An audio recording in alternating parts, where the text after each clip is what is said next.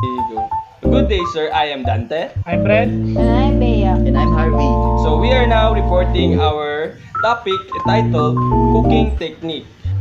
So good day, sir. I'll be discussing the cooking techniques. No, so why is it important to know the methods of cooking? So understanding and mastering the different types of cooking methods is essential for becoming a great chef. A knowledge of cooking techniques allow you to work with a variety of ingredients and kitchen equipment to achieve consistent, flavorful results in your cooking. So, in cooking methods, dagan siya different kinds of techniques which can be applicable for producing the dagan nga type sa imong gusto nga luto or type sa bisan unsa nga lahi-lahi nga luto mag-depend sa imong gusto or na discover nimo or unsay available nga mga ingredients sa imong kitchen. So different types of food dishes and it also help to preserve color and texture. It can also enhance flavor and make nutritional value. So kung magluto ka, dili lang color niya o texture ang imong i-consider, apil na po ang iyang nutritional value. Dapat healthy ang imong ginaluto or sa dali nga istorya, dili siya maka-doubt sa lawas or makalain sa tiyan. So, different type cooking methods are suited to different kinds of food. So, and cooking techniques involve heating of the food and the heat is transferred to the food through process. So, dili siya matawag nga cooking if ang kanay mong ginaluto is dili siya mag-agi sa init. And in the process of cooking, specific changes occur depending on the length of the cooking time and temperature and the cooking technique. So, kaning sa cooking time, temperature, and cooking techniques, one example is katong sa boiled egg, soft boiled or soft boiled baka sa cooking technique sa itlog. Kung gusto baka hard boiled o soft boiled, magdepende siya sa cooking time and temperature or technique use. So diri na siya two types of important cooking methods. First is dry heat method. What is the dry heat method cooking? The dry heat cooking method do not need any water and use dry heat to cook something. Common dry heat cooking methods include pan frying, searing, roasting, sauteing, sweeting, stir frying, shallow and deep frying, grilling, broiling, baking, and roasting. So, cooking with dry heat is a process where food is exposed to a source of high heat, either from below or above, and usually in an oven.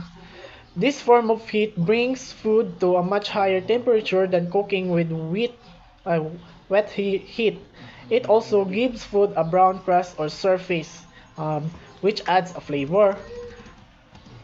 So, kaning sunod na po the moist heat method. So, the moist heat cooking method we use liquid to cook the food. Example ani are boiling, frying, stewing, barbecue, and basting. Moist heat cooking preserve and add moisture to the food. The cooking process by using liquids such as water, broth, wine, or even juice. Grilling. So sa grilling, grilling is the method of cooking food over direct heat. The food is exposed to the flame and the heat comes from the coals underneath the grate. So, kung sa Bisaya pa, ginatawag niya siya sinugba. So, gagamit niya siya kuan baka kaning baga or kaning tawag ni coal. Kung wala mo coal, pwede man kahoy. So, you can grill over an open flame or in a grill pan. So, grilling is a form of cooking that involves dry heat applied to the surface of food, commonly from above, below, or the side. So, grilling usually involves a significant amount of direct radiant heat and tends to be used for cooking meat and vegetable quickly. Steaming. For steaming, food is placed in a steamer which is kept over hot liquid. The steam cook the food, but water or liquid being used for steaming does not meet the food itself. Steaming is a method of cooking that requires moist heat. The heat is created by boiling water which vaporizes into steam. The steam brings heat to the food and cooks it. Unlike boiling, the food is separate from water and only comes in direct contact with them. Kuan siya sir, kanang nay kalainan ang boiling ug ang kuan ang steam kay ang steam kay kanang ilahi ang food ug ang water, pero og ang boil kay isagol ang duha ka ang tubig ug ang kuan ang food. 3. Searing. Searing is a cooking technique that exposes ingredients, typically meat, to a high temperature to create a crisp browning on the outside. This method enhances the flavor of the dish and is often done in a small amount of oil or butter. Like steak. Ang steak kay kanang ang kadalasa ikuan sa steak is kanang butangan siya gamay nga kanang oil daan, tas ibutang ang meat, dayon butangan din nila daghan nga butter nga na, tas ila ding ikon murag ipangluto. Boiling is a moist heat method that cooks food in boiling water or other water-based liquid. Example, stock, milk. The temperature for boiling water is 212 Fahrenheit, or when the liquid that you are using for cooking has rapid and aggressive bubbles. Kanang dapat sir, if kanang magboil ka kay dapat ang water kay kana bitaw gabukal-bukal na gyud para matsada ang pagluto. Number 5, sautéing.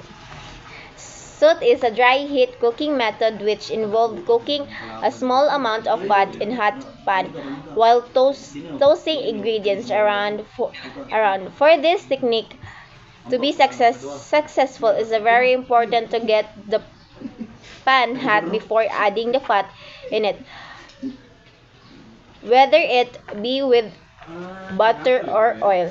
Example sir, kay ang uban kay dili na sila magbutang og kanang gamay ra ilang ibutang nga oil kay og kuan kay magbutang sila og kanang example kay kanang baboy daghan og imo siya ang gisawon kay manggawas iyang mga oil, tas ang uban kay di na sila mag-add og add og oil kay daghan naman og oil ang baboy daan.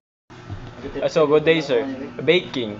Baking is a dry heat cooking method in which an item is cooked in hot, dry air in an enclosed space where air can move around the food freely. Inside a closed oven at temperature of at least 300 Fahrenheit, baking is usually used regarding bread, pastries, and other bakery items. Like, sir, mag-cook kag bread, sir, kanang kapara ng kuan, sir, kanang bread. Loaf bread. Yung mo na siyang i-bake. Yes, sir. Yes, sir. Like bread, pastries, and other bakery items. Kana, sir. So, we have here broiling. Broiling is the method of exposing food to direct heat. Food placed in an special broiling pan in your oven's boiler is subjected to 550 degree heat. This high temperature gives the same quick sear as a grill to your beef, chicken, salmon, and even vegetables. Roasting. Roasting is a cooking method that uses dry heat and hot air to surround the food and cook it evenly on all sides. Food can be roasted over an open flames, an oven, or additional heat sources. Once roasted, foods such as meat and vegetable will have a flavor that is enhanced through caramelization and browning. So, ang pagkaon, sir, like meat or vegetable, kay pwede siya masugba sa gawas nga kalayo kapila ng kuan, sir, uling, sir. Yes. Tapos kapag ng oven or additional heat resources, sir. Blanching. Blanching is scalding vegetables in boiling water or steam for a short time. It is typically followed by quick through cooling in every cold or ice water. Blanching stops enzyme actions which otherwise cause loss of flavor, color, and texture. Ang blanching, sir, is kanang kapara ng maglata kag alugbate. Imuha na siyang pakuluan sa tubig. Kunya imo timbot nga nag-ice dayon kay para nice pud ang kuan niya, sir. Iyahang texture o consistency. Og iya pong flavor, sir. Tapos yung color niya og iyang texture. Good day, sir. Stewing. Stewing is the most heat method which is similar to simmering in that liquid in heat until it forms gentle yet quickly moving bubbles. The difference between stewing and simmering is that stewing generally involves a much smaller amount of liquid that is retained and served with the food as a sauce. Stewing is like pareha sa fritada, like ginabot ka na to siya carrots and potatoes and beans, tapos sabawan na to pinalapot, like but nga na to cornstarch of ever additional recipe para mo lapot siya. Deep frying.